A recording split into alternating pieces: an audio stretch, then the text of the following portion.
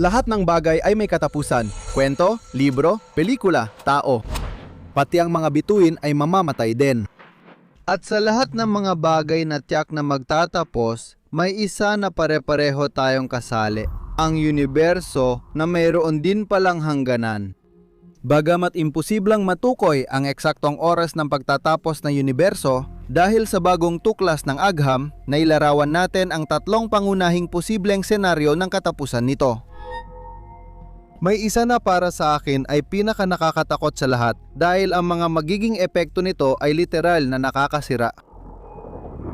Ang senaryong Big Rip ay napagtuunan ng pansin 2 dekada na ang nakalipas. Ito ay mula sa 3 mananaliksik na naglatala ng isang artikulo na pinamagatang Enerhiyang Multo at Kosmikong Apokalipsis.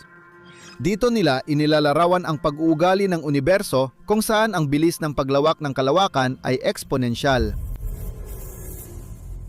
At ang ipinapakita nila rito ay posible na sa malalayong hinaharap ang universo, biktima ng sarili nitong matinding paglawak ay maaaring parang magpakamatay. Sa unti-unting pagpunit sa mga galaksya, mga bituin, mga atomo, hanggang sa pinakamaliit na piraso ng materya na nasa loob nito bago tuluyang mapunit pati ang mismong espasyo-oras.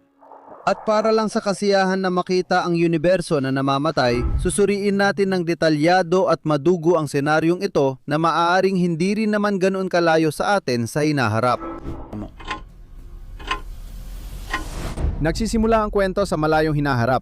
Mahirap tukuyin kung kailan eksakto dahil sa mga dahilan na tatalakayin ko sa dulo ng video. Isang bagay ang sigurado, paglabas ng unang masamang palatandaan ng malaking pagkapunit, wala pang 1 bilyong taon na elang universo bago magwakas.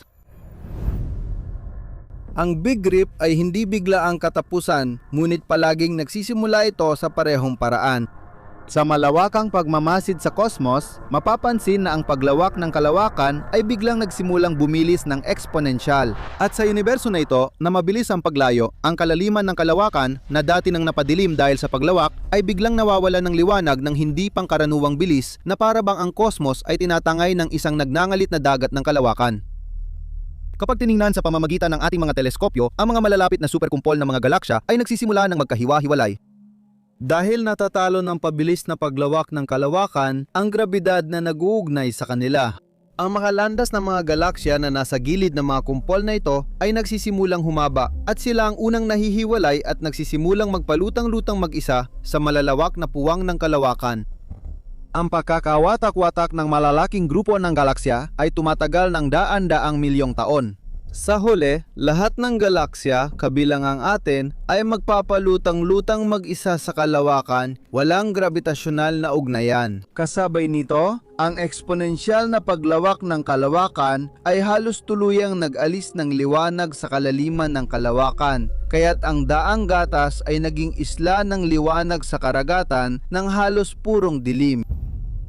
Sa mga teleskopyo, lahat ng iba pang mga galaksya sa universo ay tila naglaho na sa paningin. Tanging ang mga bituin na nasa loob ng ating galaksya, ang daang gatas, ang natitirang makikita. Sa ngayon, banayad pa lang ang epekto ng sobrang bilis ng paglawak ng kalawakan. Sa napakalalaking antas lang ng universo, lumilitaw ang mga ito at napakalayo nila kaya hindi naapektuhan ang araw-araw mong buhay. Malapit na, ang sitwasyong ito ay magiging mas personal. Dahil mga 60 milyong taon bago ang Big Rip, ang materya na bumubuo sa lahat ng mga galaksya sa universo ay magsisimula ng maghiwa-hiwalay. Nalampasan na natin ngayon ang punto kung saan ang pagbilis ng paglawak ng kalawakan ay mas malakas na kaysa sa kakayahan ng grabidad na panatiling magkakasama ang mga galaksya bilang buo at magkakaugnay na grupo na binubuo ng daan-daang bilyong mga bituin na pinagbubuklod ng kanilang masa at lapit sa isa't isa. Mabilis na lumalawak ang kalawakan na kaya nang sirain ang kanilang ugnayang gravitasyonal. Sa kalangitan, napapansin na natin na ang mga bituin na nasa gilid ng ating galaksya ay nagkakaroon ng mas malalawak na orbita at ang ilan ay nagsisimula ng lumayo. Palatandaan ito na hindi maiwasang pagkakalaas ng lahat ng nasa paligid mo. Sa paglipas ng milyon-milyong taon, nasisira ang mga galaksya sa universo dahil sa paglawak nito at unti-unting humihiwalay ang mga bituin, nebula at ulap ng gas bago tuluyang magpalutang-lutang sa kalawakan. Walang sentro ng grabidad na maaring kapitan. Kung tititigan mo noon ang langit, makikita mong unti-unting nawawala ang maputing guhit ng ating galaksya hanggang sa maglaho ito. Habang ang mga bituin sa kalangitan ay unti-unting nawawala sa iyong paningin hanggang sa maging ganap na itim ang langit. Sa universo, nagkadurug-durug ang mga galaksya at ngayon ang mga bituin at planetang umiikot sa kanila ay naglalakbay ng mag-isa sa kalawakan. Sa lalong lumalawak na kalawakan at nakakabahalang bilis ng paglawak, 3 buwan bago ang dakilang pagkapunit, nagsimula ng maghiwa-hiwalay ang mga sistemang planetaryo. Unti-unting lumalawak ang mga orbit ng planetang nakapaikot sa mga bituin. Ang pinakamahihinang planetary system ang unang nawawala at sa ilang linggo lang, lahat ng sistemang planetaryo sa universo ay nawawala ang pagkakabuklod dahil sa grabitasyon. Nagkawatak-watak ang mga sinturon ng asteroid at kometa at nawalay ang lahat ng planeta sa kanilang mga bituin. Ang mga planetang higanteng gas tulad ng Jupiter ay napadpad din sa kadiliman ng kalawakan. Ngunit napananatili pa rin nila ang kanilang mga buwan dahil malapit pa rin ito at matibay ang gravitasyonal na ugnayan kahit lumawak ang kalawakan. Ngunit dahil sa patuloy na pagbilis ng paglawak ng kalawakan, malalampasan rin sila at mawawala isa-isa ang lahat ng buwan sa kanilang mga planeta.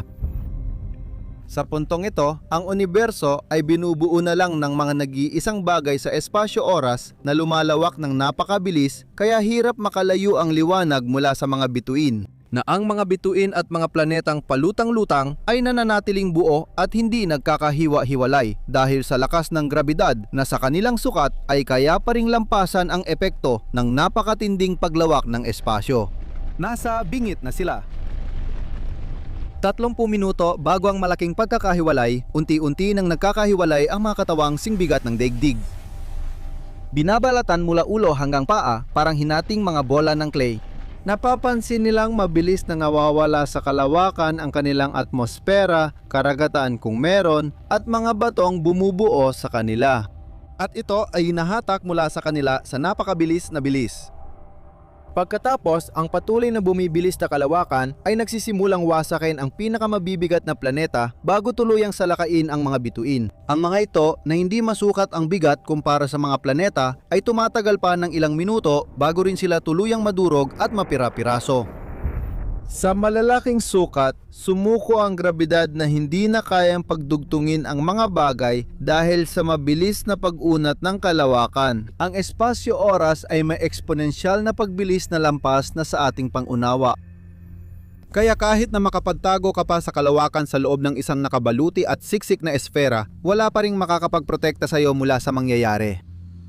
Dahil ang paglawak ay aabot sa antas na pati ang mismong materya sa mikroskopikong sukat ay maaapektuhan.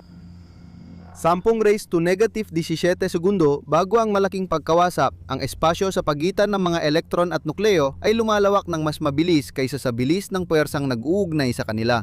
Dahil sa elektromagnetismo, nagsasama ang mga atomo para bumuo ng molekula, ngunit kapag ito ay nawala, nagkakahiwa-hiwalay ang mga atomo. Agad na nagkakawatak-watak at natutunaw ang lahat ng estrukturang atomiko sa universo dahil sa paglawak. Magandang balita, ang huling pagkawasak na sabay-sabay sa lahat ng dako at walang takas ay nangyayari sa napakaikling panahon. Kahit pa sa isang himala, nakaligtas ka hanggang doon, tiyak na walang sakit ang pagkakalas ng materya dahil sa pagbilis ng universo. Imposible na ang interaksyon, bumubukas ang kawalan sa bawat partikula at nawawala ang enerhiya. Sa huling bahagi ng isang segundo ng pag-iral ng universo, ang sobrang bilis ng paglawak ng espasyo-oras ay pumupunit dito. Wala nang lugar o panahon mula noon. Namatay ang universo dahil sa sarili nitong kalabisan. Nang hindi kailanman kinakailangang pataasin ang temperatura. Sa pagwasak ng saligan na nagbibigay daan dito para mabuhay, tinapos lang ito ang lahat ng posibilidad. Para maintindihan kung bakit ang ganitong paglawak na wala ng kontrol na humahantong sa literal na pagkapunit ay itinuturing na kapani-paniwala ngayon. Dapat nating bigyang pansin ang mahiwagang pawersang napapabilis sa paglawak ng universo na tinatawag na madilim na enerhiya. Magsimula tayo sa kasaysayan. Pagsapit ng dekada 90, pinag-aralan ang liwanag mula sa pagsabog ng higanteng mga bituin na nagsisilbing pamantayang kandila at tumutulong sukatin ang distansya. Sa malalaking sukat ng universo, natuklasan natin na ang paglawak ng kalawakan ay bumibilis. Ang universo na kinalalagyan natin ngayon ay hindi lang basta lumalawak, kundi ginagawa niya ito ng mas mabilis pa. Iniisip natin na ang pagbilis ng paglawak na ito ay dahil sa presensya ng madilim na enerhiya na tila namamayani sa buong kalawakan at nagbibigay dito ng parang puwersang nagtutulak palayo. Maliban na lang na ang tunay na kalikasan ng madilim na enerhiya na ito na bumubuo ng halos 70% ng kabuuang enerhiya ng kosmos na yon ay nananatiling misteryoso. Ito ba ay likas na katangian ng vacuum? Isang bagay na lubos na naiiba? Hindi pa natin tiyak sa ngayon. Ang malinaw lang ay ito. Merong isang uri ng enerhiya na patuloy na nagpapalawak ng kalawakan. At ginagawa ito ng enerhiyang yon sa paraang wala itong epekto ngayon sa mas maliliit na sukat maliban na lang sa napakalalaking distansya na naghihiwalay sa mga galaksya. Lahat ng sukat hanggang ngayon ay nagpapahiwatig na tinatawag na cosmological na konstante ang madilim na enerhiya. Kung susukatin mo ang dami ng madilim na enerhiya sa isang bahagi ng espasyo, anuman ang laki, sa anumang direksyon ng universo at ulitin mo ang pagsukat makalipas ang ilang milyong taon, makukuha mo pa rin ang parehong halaga. Pareho lang ang dami ng madilim na enerhiya sa bawat bahagi ng espasyo kahit lumalawak ang universo. Alam ko sobrang kakaiba nito. Ang katotohanan tila palaging pareho ang madilim na enerhiya sa paglipas ng panahon, kaya tinawag ito ang cosmological na konstante, ang dahilan kung bakit hindi nito nasisira o nabubuwag ang mga buo at organisadong estruktura tulad ng mga galaksya, mga sistemang planetaryo o anumang kumpol ng materya. Parang gusto nating mapabuntong hininga sa ginhawa. Mukhang ligtas na ang universo sa pagkawasak. Pero sa totoo lang, posible na ang dark energy ay hindi cosmological constant. Kumapit ka at tanggapin mong baka malagas ang buhok mo, makikita mo nakakabighani ito. Ang huling kapalaran ng universo ay nakasalalay ng malaki sa halaga ng isang letra. Upang ilarawan ang dark energy, ginagamit ng mga pisiko ang isang equation of state parameter na tinatawag nilang W na nag-uugnay sa presyon ng dark energy sa densidad nito. At dito nagiging nakakalito dahil ang halaga ng W ang nagpapakita kung paano uunlad ang universo sa hinaharap at kung paano ito maaaring magwakas. Kung ang W ay mas mataas sa isa, ibig sabihin sapat ang densidad ng materya sa universo para mapagtagumpayan ng gravitasyonal na atraksyon ang pagpapalawak ng espasyo na dulot ng dark energy. At ang kosmos ay inaasahang babagal sa hinaharap, pagkatapos ay titigil at babaliktad ang galaw nito at tuluyang guguho sa sarili nito. Sa pagtungo sa dramatikong katapusan, lahat ng materya, liwanag at enerhiya sa universo ay muling magsasama sa isang maliit na volume na parang huling apoteosis o apokalipsis ng init at apoy. Ambiyanse. Kung ang W ay katumbas ng isa, kung gayon ang dark energy ay isang cosmological na konstante. Patuloy lalawak ang kalawakan, ngunit ramdam lang ang epekto nito sa napakalalaking sukat ng kosmos. At ang universo ay magpapatuloy na lumawak magpakailanman at tatahakin ang landas ng isang mabagal na pag-agnas na aabot sa napakahabang panahon na halos kapantay na ng mismong kahulugan ng kawalang hanggan. Ito ang heat death ng universo o Big Freeze na natalakay na natin sa bidyong ito. Ang kapalarang ito ng tuloy-tuloy na pag-usad at katahimikang malamig ay tinatanggap mo yon dahil ipinapakita ng sukat natin na ang W ay halos isa. Pero hindi pinapayagan ng statistical margin of error na mawala ang posibilidad na mas mababa ng kaunti sa isa ang W. Kung ang W ay mas mababa sa isa, kahit maliit na bilyon-bilyon bahagi lang, kung gayon, ang dark energy ay hindi isang cosmological constant, kundi isang nakakatakot na phantom energy na may energy density na bahagyang tumataas habang lumilipas ang panahon at habang lumalawak ang universo. Ang matuklasan na ang dark energy ay isang phantom energy ay parang pagtuklas ng isang uri ng hindi magagamot na sakit na nakatago sa mismong himaymay ng realidad. Isang sakit na kalaunan ay siguradong magpapasimula ng exponential na pagbilis ng paglawak ng universo sa napakahabang panahon. Hanggang sa tuluyang paghati-hatiin, ayon sa tiyak na ayos, ang lahat ng bahagi ng realidad sa isang mabagsik na proseso hanggang sa masira pati ang estruktura ng espasyo at panahon. Ang magandang balita, kahit hindi tuluyang maalis ang posibilidad ng Big Rip, sinasabi ng mga margin of error sa pagsukat ng W na sa pinakamasama, hindi mangyayari ang malaking pagkapunit bago ang mga 150 bilyong taon. May sapat kang oras para mabayaran ng buo ang utang sa bahay. Sa totoo lang, gusto ko ang ideya ng kamatayang matindi. Walang big crunch, panghuling big bang, end credits o pagbaba ng kurtina. Isang payak na pagdilim na parang napunit.